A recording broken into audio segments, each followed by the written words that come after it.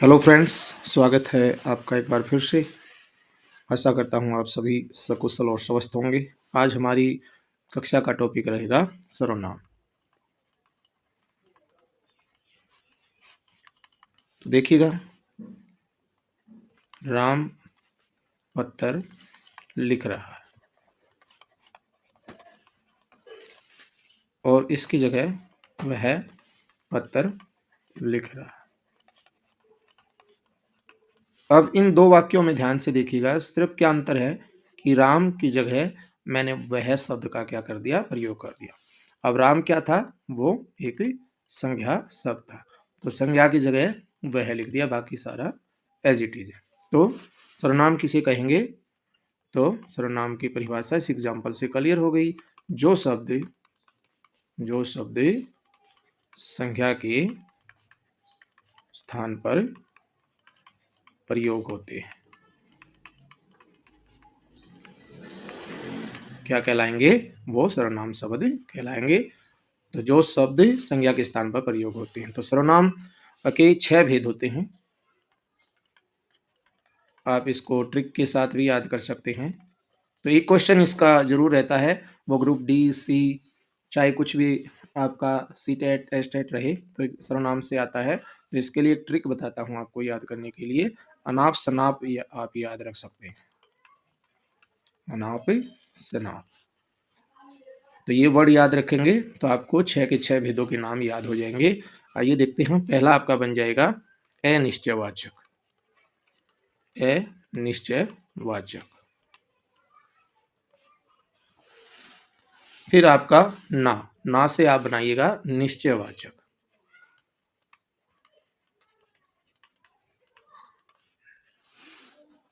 फिर प से बनाइएगा पुरुषवाचक।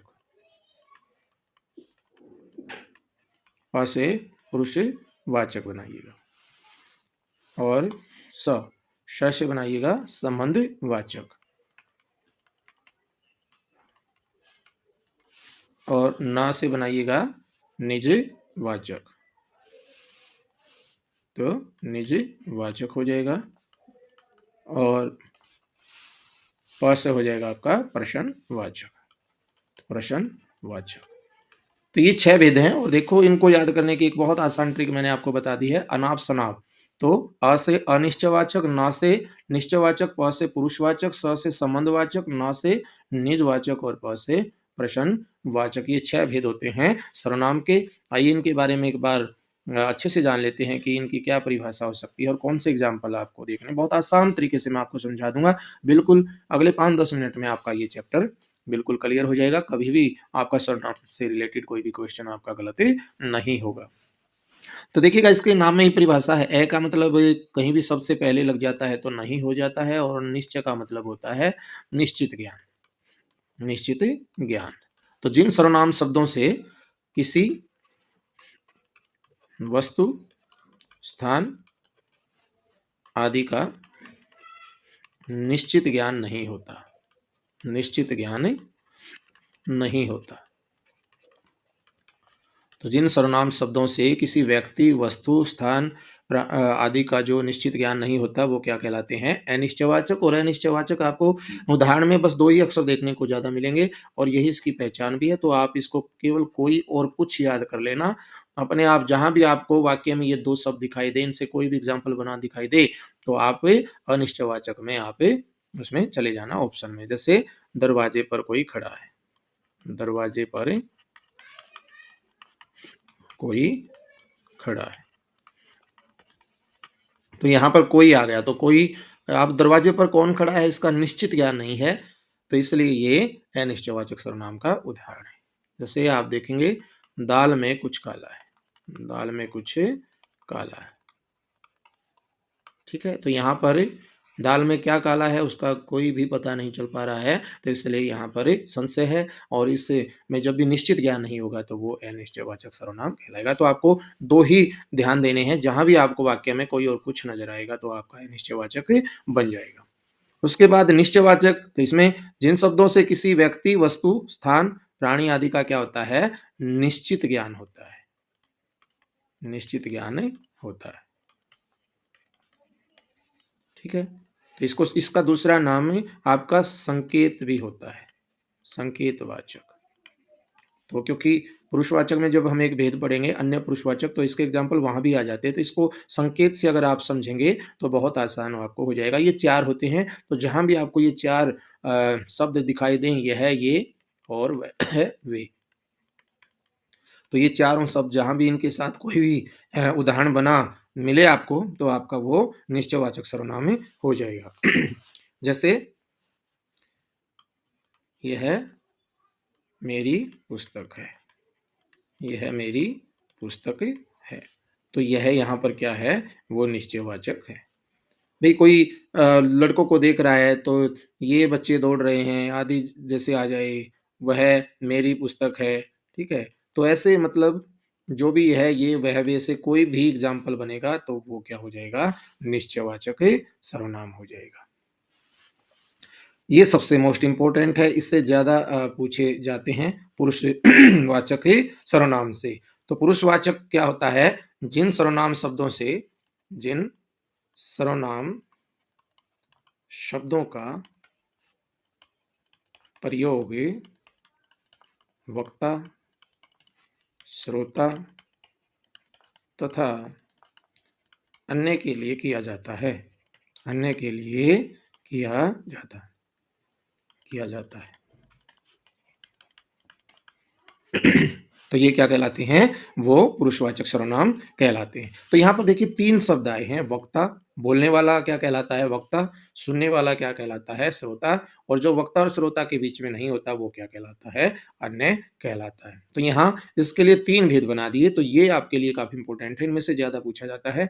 तो वक्ता के लिए बना दिया गया उत्तम पुरुषवाचक सर्वनाम, उत्तम पुरुषवाचक, और श्रोता के लिए बना दिया गया मध्यम पुरुषवाचक, और अन्य के लिए बना दिया गया अन्य पुरुषवाचक। तो ये 3 भेद होते हैं पुरुषवाचक के। उत्तम में आते हैं जो श्रोता। अब मान लो वक्ता जो होता है वो अपने लिए किन शब्दों का प्रयोग करता है? भई मैं, मेरा, हमारा। तो जहाँ भी ये इनसे कोई वाक्य बनेगा, मैं, हम, मेरा, हमारा, तो इनसे कोई भी वाक्य आपको दिखाई दे तो वो किसके एग्ज़ाम्पल आ जाएँगे? उत्तम पुरुषवाचक के एग्ज़ाम्पल आ जाएँगे। श्रोता के लिए क्या होता है, तू, तुम, आप, तुम्हारा। तो जहां आपको ये शब्द दिखाई देंगे वो किस में आएंगे, मध्यम पुरुषवाचक में।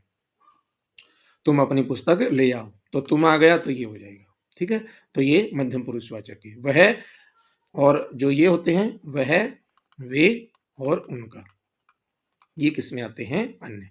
तो ये आपने इंग्लिश में पढ़े होंगे, फर्स्ट पर्सन, सेकंड पर्सन और थर्ड पर्सन, ये वही है पुरुषवाचक। पुरुषवाचक, मध्यम पुरुषवाचक और अन्य पुरुषवाचक। तो ये बहुत इंपॉर्टेंट है, इसमें से एक क्वेश्चन पूछा जाता है, संभावना बनी रहती है। संबंधी बोधक, चौथे नंबर पे अपना संज्ञा के साथ उसके संबंधों का बोध कराने वाले शब्द क्या कहलाते हैं, वाले शब्द संबंधवाचक कहलाते हैं। संज्ञा के साथ, इसमें जोड़े में आता है जैसा वैसा, जैसे जैसा करोगे वैसा भरोगे, वैसा भरोगे। तो इसमें जोड़े में आएंगे जैसे जैसा वैसा। जो सो, जो करेगा सो भरेगा। जिसकी लाठी उसकी भैंस, उसकी भैंस। तो ये जैसा वैसा, जो सो, जिसका उसका, ठीक है? तो ऐसे जोड़े में चलते हैं। तो ये 2 से मिलके इनका, जैसे जिसकी और उसकी ने लाठी और भैंस का क्या जोड़ दिया, आपस में संबंध जोड़ दिया, इसलिए ये संबंधवाचक कहलाते हैं। निजवाचक, निज होता है कर्ता, कर्ता मतलब जो काम करने वाला है। कर्ता जिन शब्दों का प्रयोग, जिन शब्दों का प्रयोग अपने लिए करता है, अपने लिए करता है। कर्ता जिन शब्दों का प्रयोग अपने लिए करता है उसे क्या कहते हैं, निजवाचक। इसमें 2-3 वर्ड आपको ही मिलेंगे। एक तो मिलेगा आपको स्वयं देखने को, एक मिल जाएगा खुद, और एक वर्ड मिल जाएगा अपने आप। तो इनसे कोई भी वाक्य बन जाएगा तो वो किसका हो जाएगा? निजवाचक का उदाहरण हो जाएगा। जैसे मैं स्वयं खाना बनाता हूँ, स्वयं खाना बनाता हूँ। तो जहाँ आप कोई भी काम स्वयं कर रहे हैं, तो ये शब्द मिलेंगे आपको वहाँ स्वयं, ठीक है? मैं अपने आप पाठ पढ़ लेता हूँ, पढ़ लेता हूँ। तो आपने देखा यहाँ पर क्या आ गया? अपने आप शब्द का प्रयोग। मैं खुद कपड़े धोता हूँ, खुद कपड़े धोता हूँ। तो जो काम आप स्वयं कर रहे हैं, तो ये स्वयं करने के लिए आपको 3 वर्ड दिखाई देंगे इसमें, जहाँ भी आपको खुद दिखाई दे, जहाँ भी आपको अपने आप दिखाई दे, जहाँ पर आपको स्वयं दिखाई दे, वहाँ आपका क्या हो जाएगा? निजवाचक सर्वनाम हो जाएगा। और इसका अंतिम जो भाग है, वो है प्रश्नवाचक, जहाँ जिन सर्वनाम शब्दों से प्रश्नों का बोध होता है। प्रश्न मतलब जिज्ञासा। कुछ भी जब हम जानने की जिज्ञासा रहती है, कुछ भी पूछना चाहते हैं, तो हम क्या करते हैं? प्रश्न पूछते हैं और प्रश्न पूछने के लिए क्या लगाएँगे हम? क्या, कब, कौन, कहाँ, कैसे और इसके पीछे जो इसका चिन्ह रहता है, वो ये चिन्ह रहता है। तुम्हारा क्या नाम है? तुम कहाँ से आते हो? तुम क्या कर रहे हो? आदि जो है, वो प्रश्नवाचक में आता है। तो सर्वनाम में ये 6 भेद हैं और जो शब्द संज्ञा के स्थान पर आते हैं उन्हें सर्वनाम शब्द कहते हैं। इसकी ट्रिक याद करने के लिए मैंने बताया था कि आप ये अनाप शनाप शब्द को क्या रखें? याद रखें और फिर इनसे बनाना सीख लो। ऐ से अनिश्चयवाचक, न से निश्चयवाचक, प से प्रश्नवाचक या पुरुषवाचक, स से संबंधवाचक, न से निजवाचक और प से प्रश्नवाचक। और फिर बहुत आसान है, अनिश्चयवाचक में आप 2 वर्ड याद रखिए, कोई और कुछ, तो आपका ये उत्तर सही हो जाएगा। इसमें 4 अक्षर याद रखिए, यह, ये, वह, वे याद रखिए और इसका दूसरा नाम है संकेतवाचक भी कहलाता है। यानी कि इसमें जैसे यह मेरी पुस्तक है, तो आप किसी पुस्तक की तरफ इशारा करते हैं, तो ये निश्चित हो जाएगा।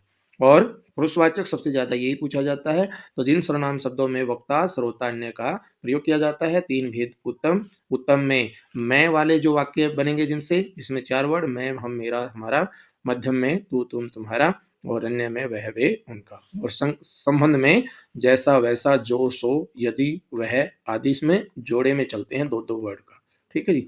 और निज में ये 3 वर्ड स्वयं, खुद और अपने आप और जिसमें ये प्रश्न और ये लास्ट में जहाँ भी प्रश्न चिन्ह लगेगा तो आप समझ जाना कि वो प्रश्नवाचक सर्वनाम का उदाहरण है। तो ये सर्वनाम के टॉपिक में इससे बाहर आपका कोई भी क्वेश्चन नहीं रहेगा। मिलते हैं आपको अगले किसी नए टॉपिक के साथ। नमस्कार, धन्यवाद।